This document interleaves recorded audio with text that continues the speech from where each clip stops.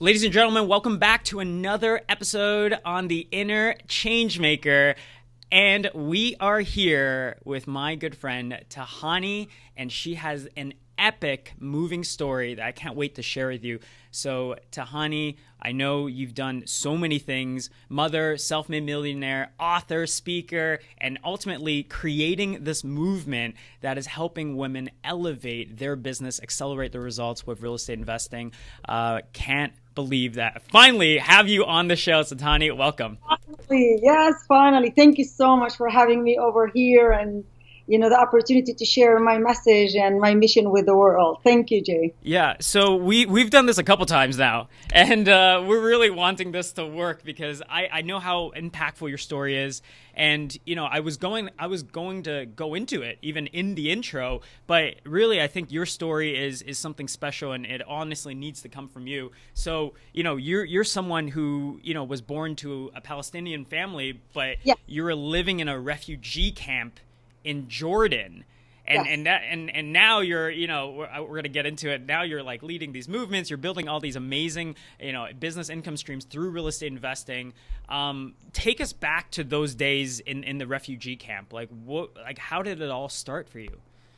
Well, I was born in a refugee camp in the Middle East, as you said, in Jordan, Amman. Born for a blended family of 7 boys and then 2 girls. So there were 7 boys and 3 girls.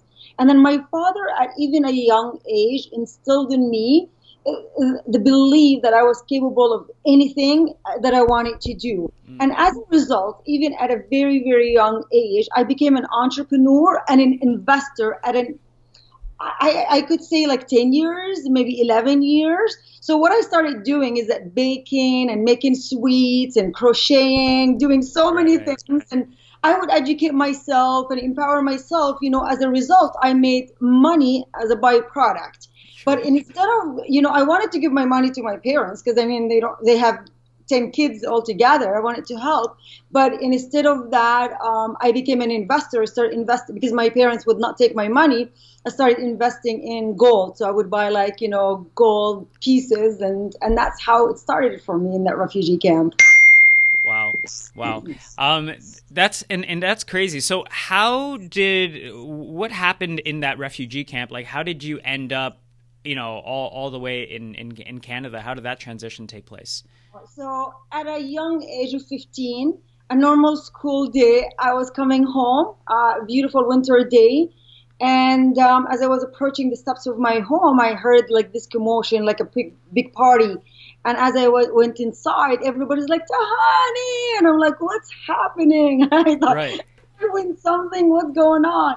And then all of a sudden they said, I heard the voice. I don't know who actually said it even until today, that Tahani, you just got married. What? What? Yes, I just got married. And then I paused. I was in shock. But then I also heard that voice again saying, oh, and you're also going to Canada. Oh my So, goodness. yeah. At 15, a child, I think of 15 years old right now, even though they know a lot more than I knew in that camp, I still think of them as children. And it was very, very hard. So for me, it was the responsibility of now, as a young child, of being married, going to a different country, learning a different language, and it's a whole thing. And then also my dad, when I went to him and I cried, he's like, yeah, but remember that you still have to take care of us back home here. So it was a huge responsibility on my shoulder as a 15-year-old child. Do you remember, like, I mean, that's a crazy, story for any, I imagine 15 years old, you're in grade 9 or grade 10 or something. And that's a lot for any, person to untake, nonetheless a 15-year-old. Do you remember how you felt kind of coming to the realization that all of these, big life shifts were happening and that you had to kind of step into this role for your family? Yes, I did not realize it as much, but I'll tell you something. I felt, and only lately, like when I was in my 40s, that I started learning about, why I felt what I felt, but a sense of abandonment, Yeah. because leaving Jordan was not that I only leave my family, but I also left everyone familiar and known to me. I also left my security blanket, my comfort zone, everything familiar, and my hopes and my dreams there as a young girl, So it was not easy. It was not easy, and I had to come here and start a whole new life. So what happened, that, I mean, now, you're looking at your businesses and everything that you're involved in. Do you think that some of those experiences, some of those kind of like tougher lessons has ultimately guided you to kind of be that person to step into the success that maybe you've had, in these days? I think that one of two things, probably being adaptable, is very, very important lesson that I've learned as a young, child, because I had to come here and I had to be adaptable. Otherwise, how can you like make it or survive or do? And the other thing, like I told you, as a young girl, my dad and my teachers instilled in me the belief that I was capable of doing anything. So even that thought or that belief carried on with me until I was an adult, and that helped tremendously as well. And that's an incredible story, and I just know that for people that are watching this or listening to this, I mean they could feel that. I mean, they can only imagine someone going through those motions, right? And how did you churn your passion into real estate? Like, how did that happen? You know what, Jay, just before I even jump into the real estate, is that even though some people right now are listening to this podcast, they think, well, I wasn't, my story is different than Tahani. Even though she was born in a refugee camp, I was not born in a refugee. But this applies to almost everybody, because some people, sometimes all of a sudden, their job is gone. Like that's it, there's more existence. Or maybe, sometimes, God forbid, health issues that some people, go through, that their whole life has to, change direction, and they have to kind of, be adaptable and do different things than they've ever done before, right? So it applies to everybody, not necessarily just only to my situation. So I have to kind of say that for our listeners to understand and feel how it applies here. For sure, for sure. I remember literally even this past weekend or past week, I had a friend send me a message, and he worked at a company. They got bought out, and he came back from a trip. He was on vacation with tons of friends, and he came back from the trip just to find out this news. And all of a sudden, literally Monday morning, right, he finds himself like, sure, he got, whatever, a severance package and however that plays out. But all of a sudden, he thought it was with a really well-known company, really, like, he's been there for X amount of years, and he thought he was going to be there the rest of his life, And all of a sudden, he gets that rug pulled out from under him, and now he goes, well, what do I do? Like how do I look at the world? Like, and then, he has to ask himself those really tough questions as, what do you want to do?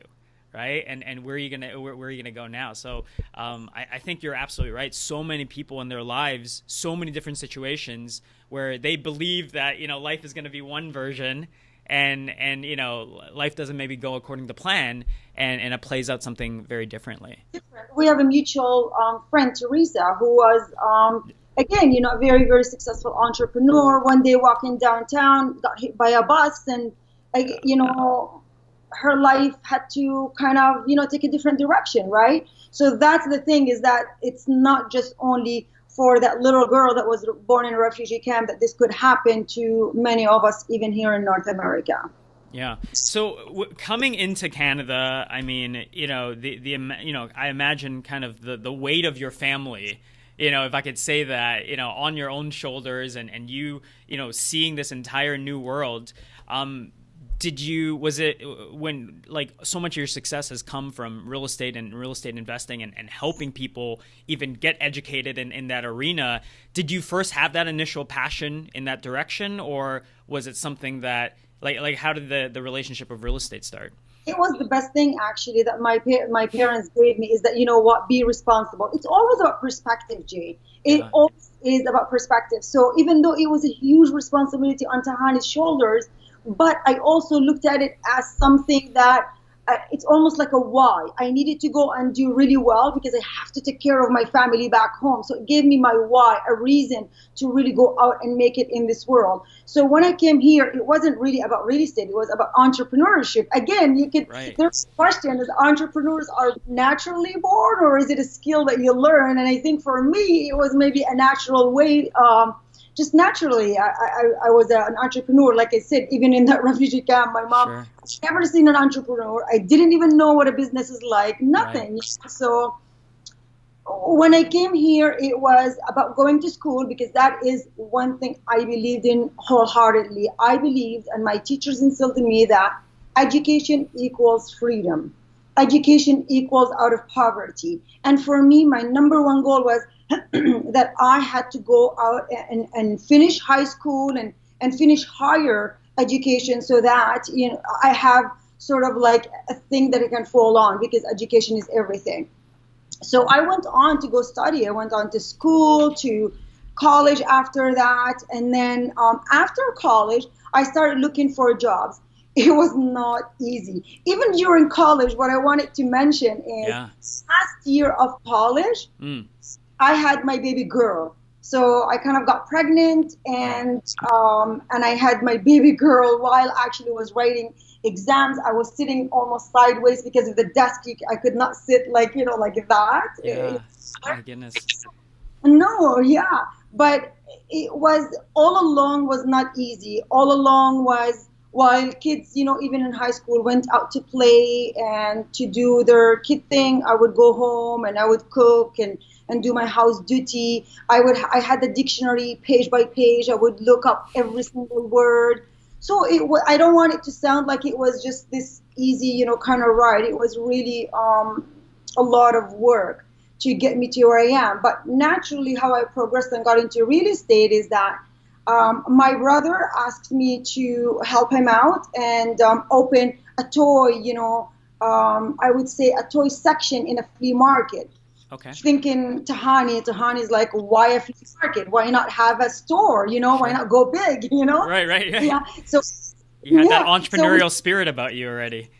Exactly. So we opened one of the first few dollar stores in Cambridge, the Waterloo region. Okay. And right across from that store, there was a broker manager. And every time he bought gum or water, he would say, Tahani, I think you're amazing. You should get into the real estate business. I think you're amazing. You should get into the real estate business, constantly, almost every day, to the point where I said to my brother, look, the business is doing so well. Now I can leave you and go and try this real estate business thing that this guy is encouraging me to do.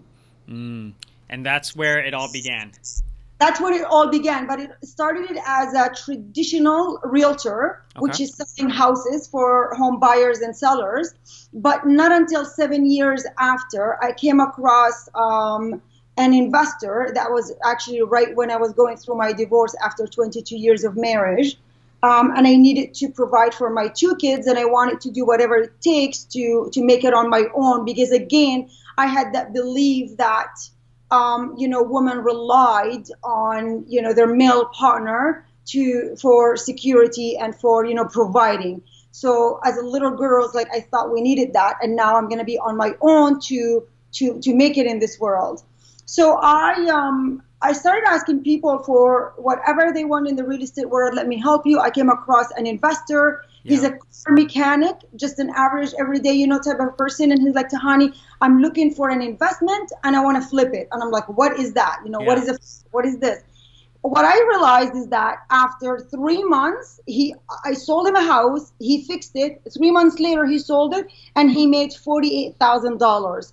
And that's when the light bulb in my head was like, oh my gosh, this is like a business. Yeah. Real estate like a business. I could not even imagine that real estate could be like a business. It's not this emotional thing. And that's when I fell in love with the real estate investing part. And that's when I became obsessed about real estate investing and the numbers and the business part of it. And that's how my journey started in this thing. And that's what they say, the rest is history, right? And for full context, I know we did a more in-depth, introduction before this, but I mean, Tahani is truly a voice and leader in the real estate investing, marketplace. And, I got a chance to hang out with you in person just almost a month and a little bit ago Yeah. at Acre, here in Toronto, and looking and just hearing your stories and looking at the path and how you were able to do that.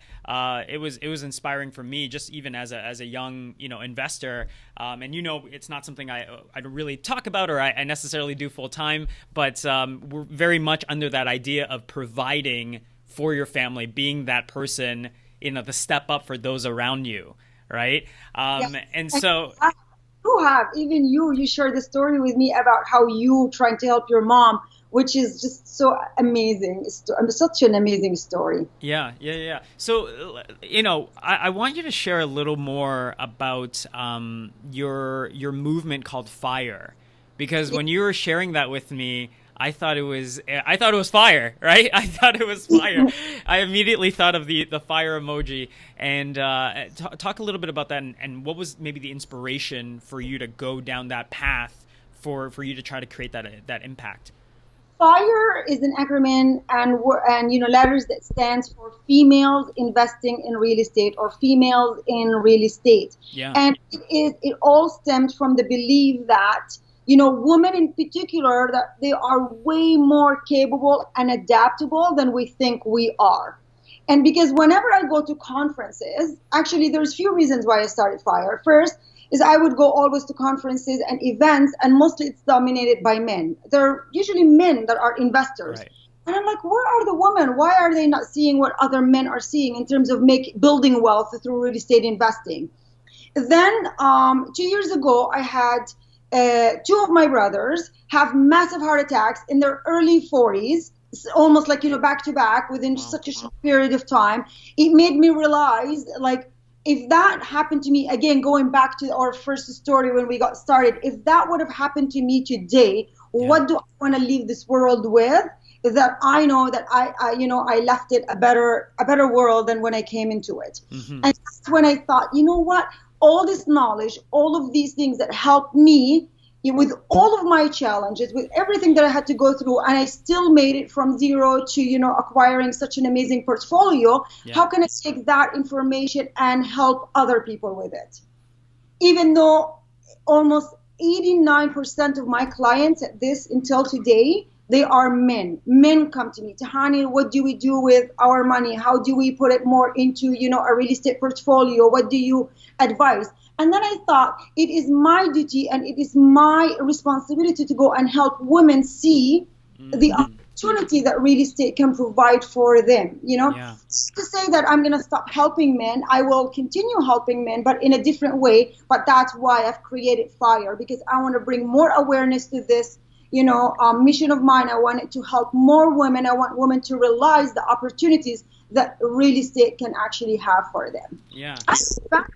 Yeah. Well, amen to that, because I think you're so right. And I don't know, any statistics necessarily to do with real estate, but I could just tell you from having a podcast and doing almost, 200 plus like episodes and interviews now, like the amount of women that pitch us to ever be on the show, and the amount of women that actually, have been on the show have been significantly lower than the men that literally almost every other day I'll get a pitch, someone with a new book, with a new thing that they're trying to get on the show. They're trying to get the promotion.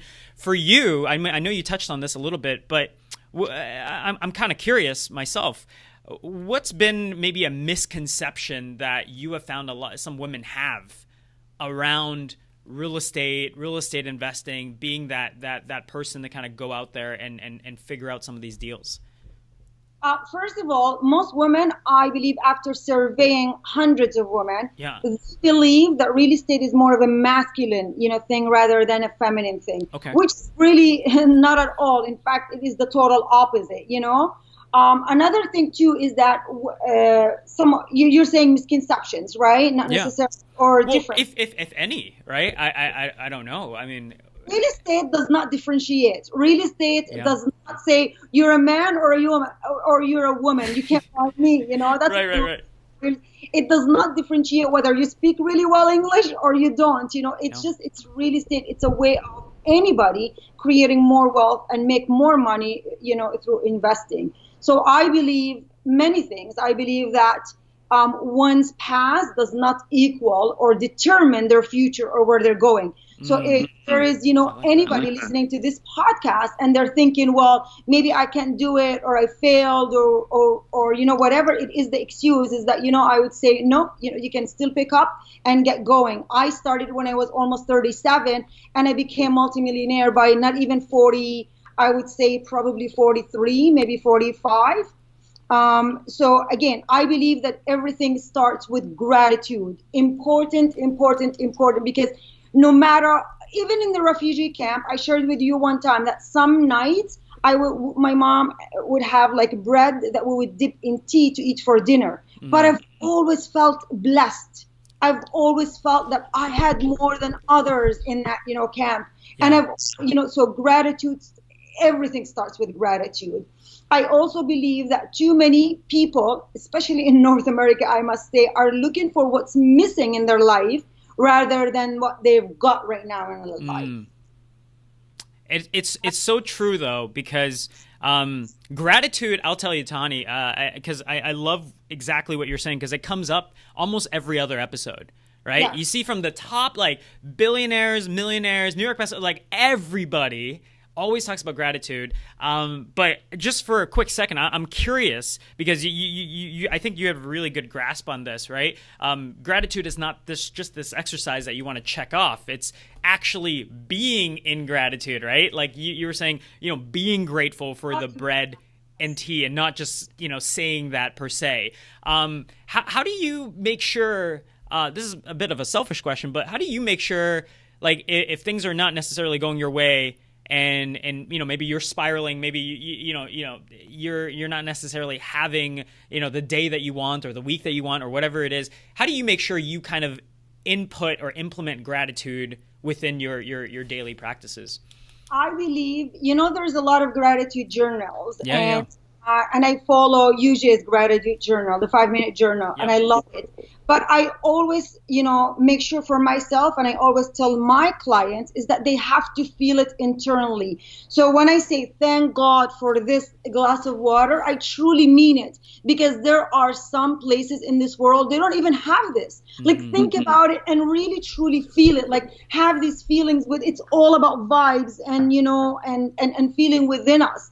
And also, I believe that everything, every challenge in our life has a gift in it. So whatever people are experiencing, no matter how bad it is, they are still doing a whole lot better than someone else in this world. That's also where, you change perspective, and in an instant, you realize how grateful you are for even whatever that you're in. Like, when I look at my situation, I'm like, yes, that little girl was really, she felt abandoned. She felt a sense of loneliness. She felt all of those things. But that was the greatest gift that my parents gave me, because here I am now in Canada, and I get to make this huge impact, and help other women. And everything, whether it's health situation, whether it's quitting your job, whether it's having even kids that challenge you, anything and everything, you just look within and say, what is the gift in that? Yeah. Well, Tahani, I mean, you brought the fire today. I love it. And those are some amazing takeaways, finding the gift in each challenge, stepping into gratitude. I mean, those are some amazing practices for sure. So we're going to change gears just a little bit, because I have a last few questions just before we wrap up. But for the men and the ladies that are enjoying this, where can they kind of follow your journey, or where can they be a part of the FIRE movement? So I have a Facebook community right now. It's called FIRE Females in Real Estate. So they can actually just ask to join that community, and or maybe even, go to my website, tahani.ca. That's TAHANI, tahani.ca. It's not a tahini, it's a tahani. The tahini sauce. And I love the one name. Right? That's how you know you got the one, the only Tahani. And we're going to link to everything in the show notes and below this video as well. So Tahani, last couple questions for you. The show in itself, and you've highlighted some of this. We always dig into the idea of legacy over currency, and whether it's, health, or whether it's building wealth, whether it's investing, whether it's building businesses. How are you seeing some of the work that you're doing now with women, walking them through, and how have you seen any of this stuff plays into the legacy that you're ultimately looking to leave? Just helped a woman who reached out to me, and she just told me that, Tahani, my husband just got diagnosed with a terminal illness, and she was so sad, and she was so scared, and she does have a full-time job, corporate job, and she doesn't know how to continue helping her family, but B, also making sure that her husband is okay and has a sense of something to do. I took them on and I helped them with real estate, and now he's a full-time investor, and he's making way more money than he was even before he got into the real estate. Before he got into the real estate, actually, he almost doubled his income, his whole year income, within about maybe 5 years. So that, for me, it's like, oh my gosh, I made a huge difference in somebody else's, life. So I live for those moments. You just reminded me, and we'll just give Jason Gaynard a bit of a shout out, because I know he's a mutual friend. He's been on the show. But I remember one thing he said. I don't even know where this was like a couple years ago.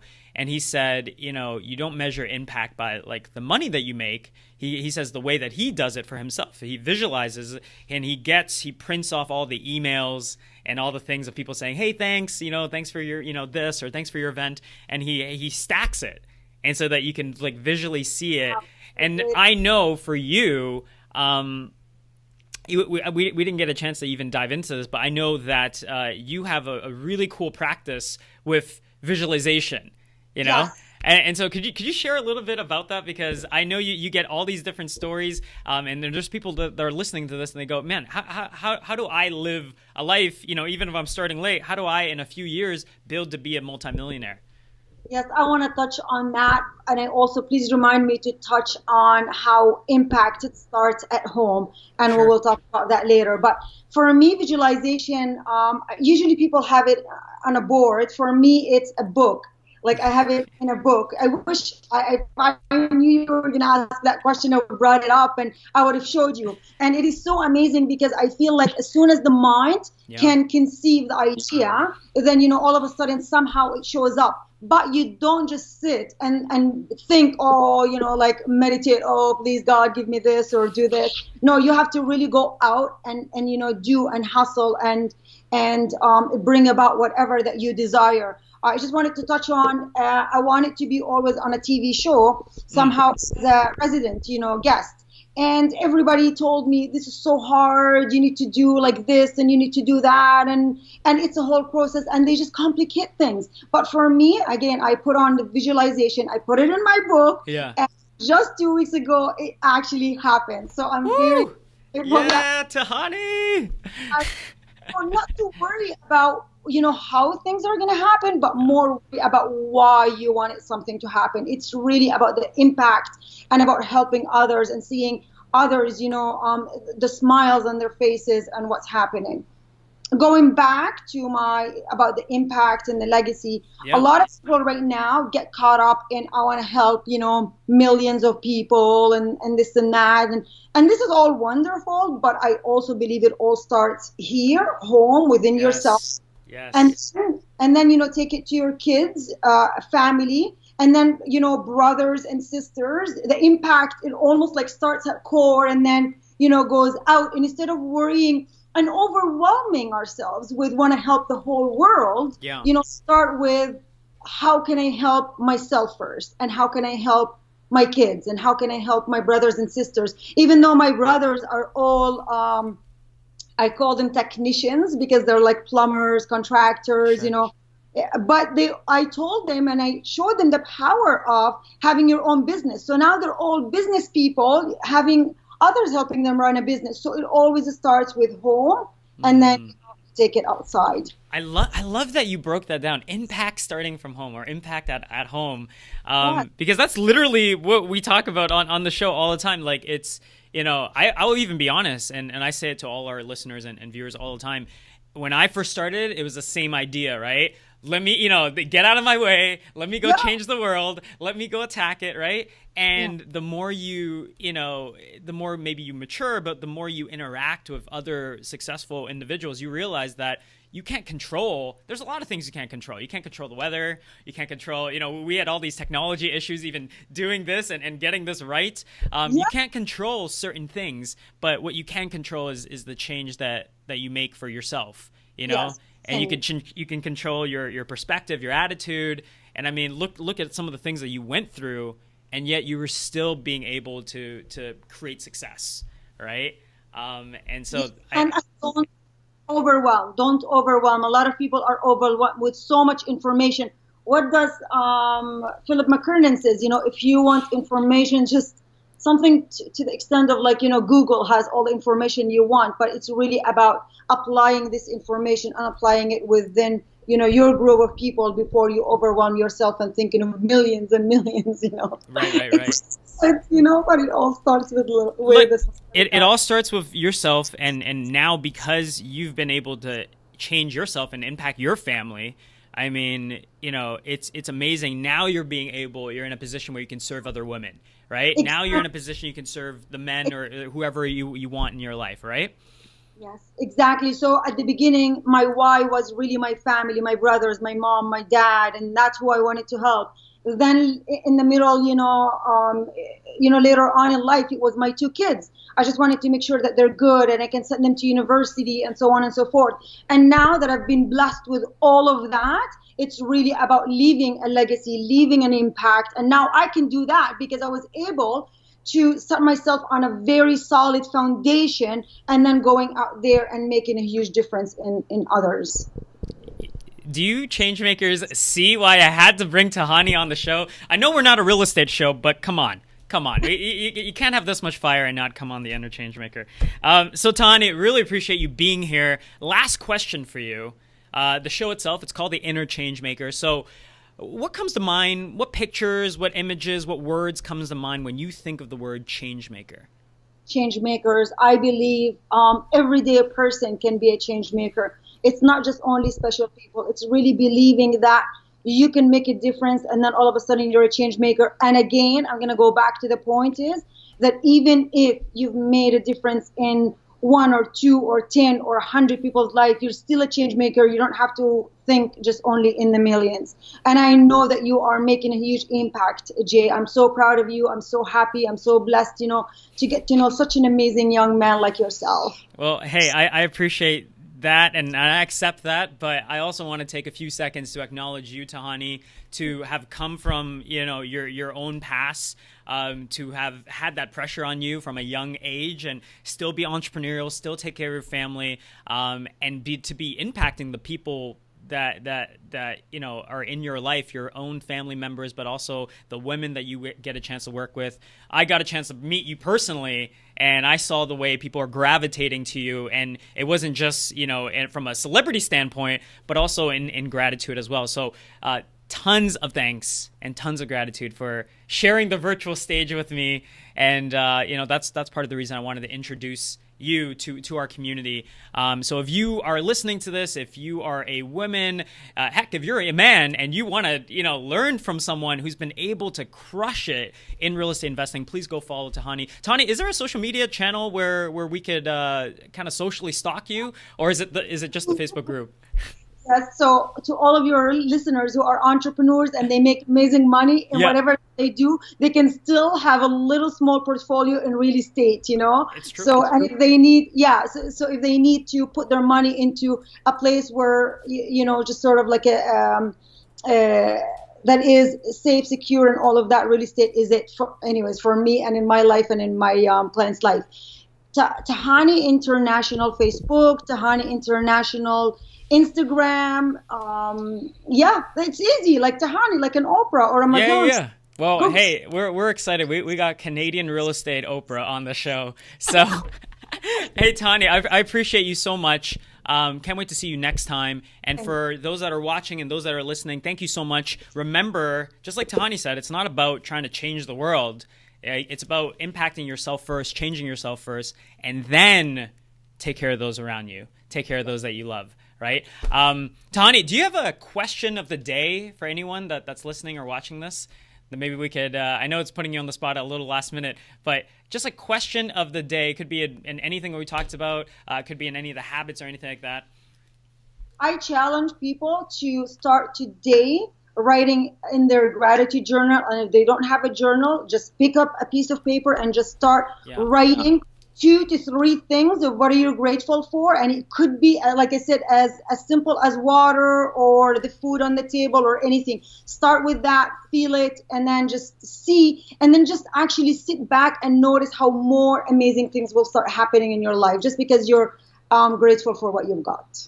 Hey, everybody, do that exercise and then let us know some of the cool things that happen. We'd love to be able to know. That's a powerful exercise. I'm not the best at doing it every single day, but I'm getting a little better. So, hey, we'll leave it at that. Appreciate all of you for watching, for tuning in, and we can't wait to see you guys for another interview, another episode. Thank you again, Tahani, and we'll talk to you guys soon. Yes, high five.